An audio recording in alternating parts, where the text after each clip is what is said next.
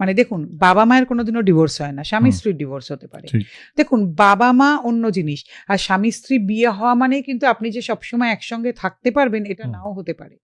আগেকার দিনে দেখবেন যারা দম্পতি ছিলেন না, অনেক, মানে আমি সাধারণ কথা খুব একটা বলছি না, কিন্তু যারা ধরুন একটুখানি নামী দম্পতি বা কোনো কিছু, তারা না আমি মনে করি আজকালকার থেকে না অনেক বেশি এগিয়ে ছিলেন। দেখবেন তারা কিন্তু হয়তো আলাদা থেকেছেন, কিন্তু ছেলেমেয়েরা কিন্তু উভয়ের কাছে থেকেছেন, উভয়ের মধ্যে বন্ধুত্বপূর্ণ সম্পর্ক থেকেছে। মানে এরকমও হয়েছে হয়তো তারা বিদেশে গেলে, যদি কেউ বিদেশে থেকেছেন তার বাড়ি গিয়ে থেকেছেন, এবং ছেলে মেয়েদের মধ্যে কোনোদিন এই ইয়েটাই হয়নি যে বাবা, মানে বাবার কাছে থাকবো না, মায়ের কাছে থাকবো, মানে ওনারা হয়তো মিলিয়ে মিশিয়ে থেকেছেন, এইগুলো নিয়ে কিন্তু বিরোধ হয়নি তখন কোনো।